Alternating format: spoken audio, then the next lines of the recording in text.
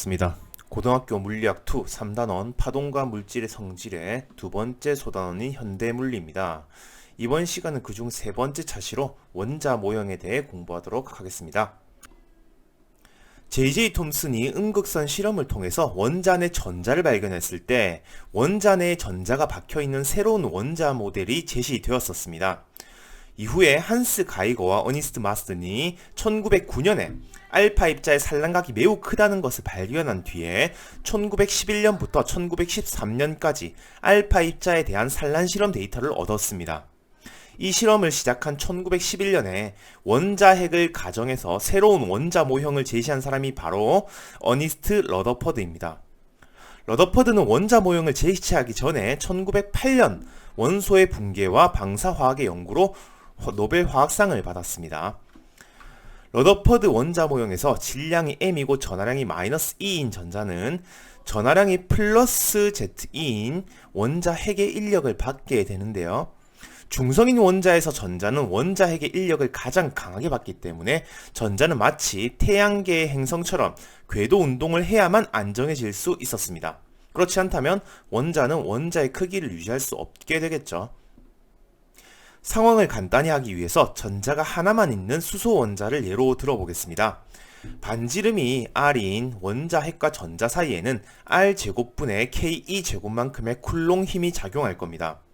그런데 전자가 가만히 있으면 전자는 원자 핵과 결합해버리기 때문에 원자의 크기를 유지할 수가 없겠죠. 그래서 이 힘이 정확히 구심력 역할을 할 수 있도록 원운동하는 상황을 만들어 주는 것이 좋습니다.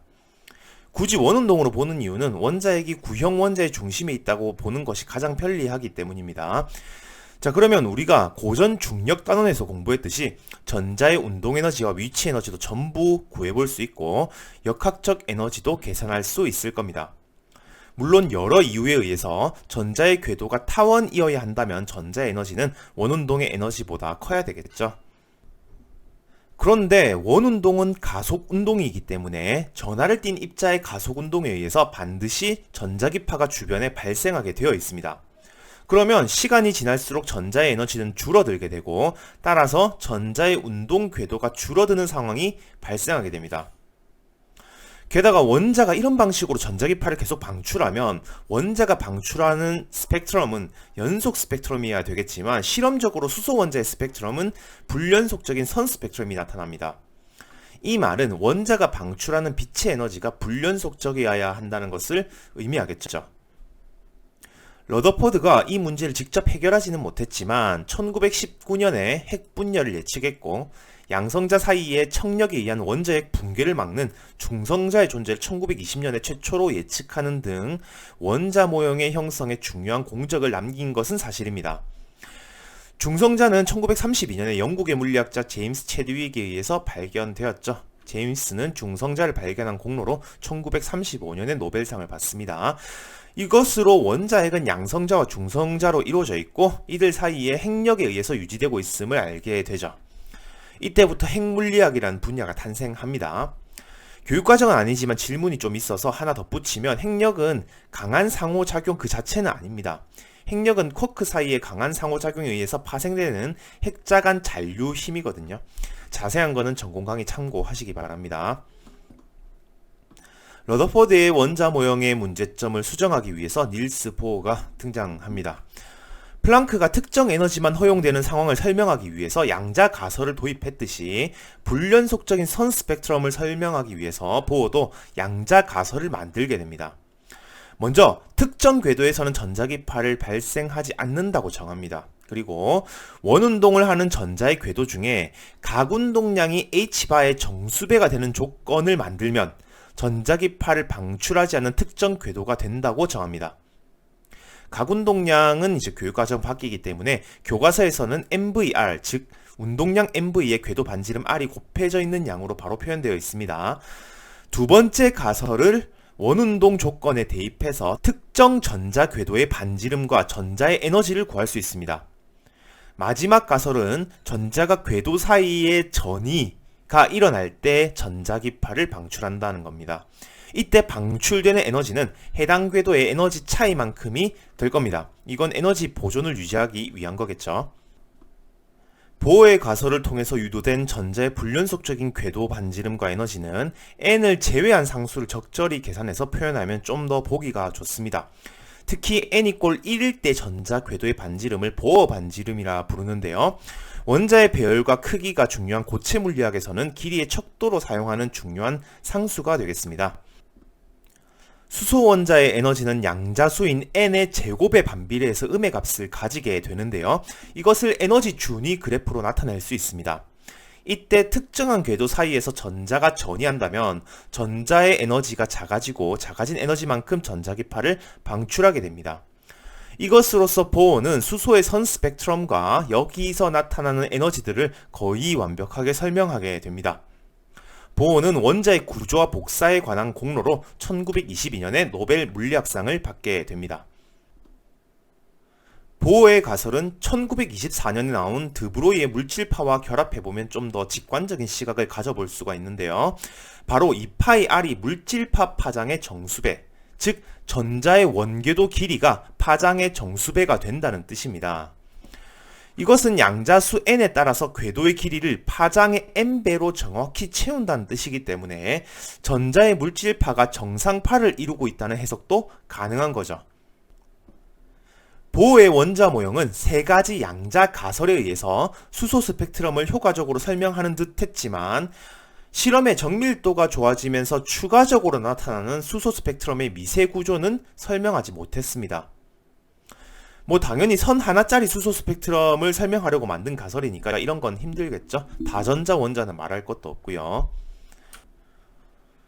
이제 현재의 원자 모형이 나온 계기를 간단히 소개해야 하겠습니다. 먼저 반실제론자인 베르너 하이젠베르크는 아인슈타인과 드브로이와는 다르게 실제의 직접적인 지식은 과학의 범위를 벗어난다고 봤습니다. 즉, 과학은 절대 참이 존재하는 이데아를 다루는 것이 아니라 과학적으로 관측 가능한 양을 기술하는 것으로 그 소임을 다한다고 봤죠. 그래서 우리가 측정하진 않았지만 있을 것이라 상상했던 전자의 궤도 혹은 운동 궤적을 버리고 실험적으로 측정 가능한 불연속적인 전자의 에너지와 전이 확률만을 이용해서 기술합니다. 하이젠베르크는 1925년에 불연속적인 양을 수학적으로 표현하는 행렬을 사용한 역학을 만들게 되는데, 하이젠베르크가 운동학적 및 기계적 관계의 양자이론적 재해석이라는 제목의 논문을 막스 보른에게 검토받기 위해서 제출했을 때 막스 보른은 이것이 행렬 연산이라는 것을 깨닫고 옛 제자인 독일의 물리학자 파스쿠알 요르단의 도움을 받아서 놀라운 하나의 공식을 얻습니다. 물론 이게 뭔지는 알 필요 없습니다. 이 식은 행렬 연산이기 때문에 곱셈의 교환 법칙이 성립하지 않고 그 성립하지 않는 정도를 말해주고 있습니다. 이것이 불확정성 원리도 같이 포함되어 있는 거죠. 이 공식은 막스 보른의 묘비에도 새겨져 있습니다. 같은 시기에 에르빈 슈레딩거는 하이젠베르크와는 다른 방법으로 전자운동의 기술을 시도합니다. 먼저 에너지와 운동량이 파동에서는 진동수와 파장으로 연결될 텐데 분모에 있는 파장 람다를 좀 더 편하게 사용하기 위해서 각 진동수 오메가와 각 파동수 k로 표현할 수 있습니다. 슈레딩거는 전자의 실체를 파동으로 봤는데 전자의 파동을 복소수로 표현된 진행파로 두면 전자를 측정할 연산자가 파동함수에 작용했을 때 연산자가 측정하는 결과가 나오는 형태로 기술합니다. 예를 들면 전자는 파동이지만 운동량을 측정했을 때 h바 k가 나오는 이유는 운동량을 측정하는 연산자가 전자의 파동함수를 위치에 관해 1차 미분한 양이기 때문인 거죠. 마찬가지로 에너지를 측정했을 때 h바 오메가가 나오는 이유는 에너지를 측정하는 연산자가 전자의 파동함수를 시간에 관해 1차 미분한 양이기 때문인 겁니다. 그러면 전자의 운동에너지를 비상대론적으로 나타낼 수 있는 슈레딩거의 표현은 전자의 파동함수 사이에 운동량과 에너지 미분 연산자가 적용된 형식입니다. 우리는 이것을 슈레딩거 방정식이라 부릅니다. 물론 운동량 연산자를 3차원으로 확대하면 비상대론적인 슈레딩거 방정식이 완성됩니다. 이 내용은 2015 교육과정에서 빠졌기 때문에 그냥 들어만 두세요. 슈레딩거는 전자의 파동함수를 전자 그 자체, 즉 전자의 실체로 보는 입장이었습니다. 아인슈타인과 드브로이와 같은 실제론자죠. 슈레딩거의 파동력학도 반실제론자인 하이젠베르크와 보르의 핵연력학과 대등하게 수소 스펙트럼을 완벽하게 설명했습니다. 거기다가 운동량 미분 연산자와 위치 연산자는 교환 법칙이 성립하지 않기 때문에 핵연력학의 결과와 같은 것이 그리 이상한 일도 아니었습니다. 그리고 슈레딩거 방정식이 나온 다음 해인 1926년에 막스 보르는 파동함수는 전자의 실체가 아니라 그 절대치 제곱이 전자를 발견할 확률이라는 해석을 하며 실제론자를 반박하기도 했습니다.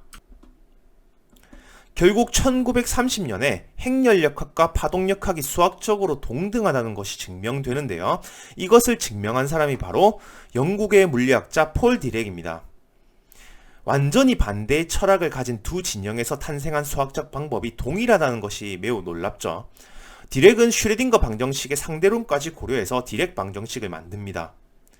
폴 디렉과 에르빈 슈레딩거는 새로운 원자론의 발견에 대한 공로로 1933년에 같이 노벨상을 받습니다. 지금은 고등학교 교육과정에서 다 빠졌지만 이후에 원자론에 대해서 배우면 우리는 수학적으로 좀 더 쉬운 파동력학의 방법으로 접근하게 될 겁니다. 슈레딩거 방정식을 직접 푸는 것은 전공 강의를 참고하시면 되겠고, 고등학교 과정에서는 슈레딩거 방정식을 수소 원자에 적용한 결과만 공부하면 되겠습니다. 슈레딩거 방정식에서 사용된 포텐셜 U는 양성자와 전자 사이에 작용하는 전기력에 의한 포텐셜 에너지뿐만 아니라 여기서 설명하지 않은 전자 스핀 등 상당히 많은 것을 고려해야 합니다. 이 방정식의 해를 구하면 전자의 파동함수와 에너지를 얻을 수 있는데 1차원이면 하나의 양자수가 필요하지만 3차원이기 때문에 3개의 양자수가 필요합니다. 그중 첫 번째 양자수 n을 주양자수라 부르는데 전자의 에너지에 가장 큰 영향을 미치는 양자수입니다. 실제로 포텐셜 에너지 중에서 전기 포텐셜 에너지만 고려하면 전자의 에너지는 주양자수에만 의존하게 되고 이것은 보어 모델에서 얻은 결과와 정확히 일치하게 됩니다. 또 두 번째 양자수 L을 궤도 양자수라 부르는데 이 값이 전자의 가군동량 L을 결정하는 양자수입니다. 보어의 양자 조건도 자연스럽게 녹아 들어가 있는 거죠. 마지막 양자수 M은 자기 양자수라 부르고 이것은 각 운동량 세 방향 중에 특정 방향의 성분을 의미하겠습니다. 슈레딩거 방정식으로부터 얻은 에너지는 보어가 얻었던 에너지 준위에서 각 운동량 양자수에 따라서 추가적인 차이를 보이게 됩니다. 이것은 전자의 각 운동량에 따라서 자기장의 영향을 받는 정도가 서로 다르기 때문입니다. 자기 양자수는 다른 조건이 없으면 에너지에 영향을 주는 건 아닌데 외부 자기장이 추가되면 추가적인 에너지 분리가 일어나게 됩니다. 이걸로 1897년에 제만에 의해서 발견된 제만 효과도 설명할 수가 있죠.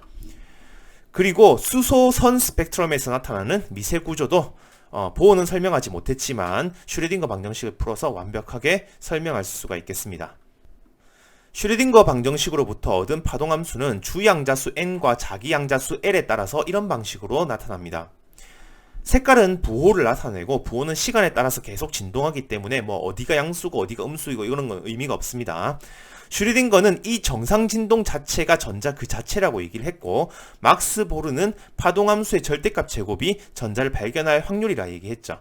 예를 들어서 n이 3이고 l이 0인 전자의 파동함수는 반지름 방향으로 대칭인 함수인데 이것을 반지름에 따라서 그려보면 이런 식으로 나타납니다.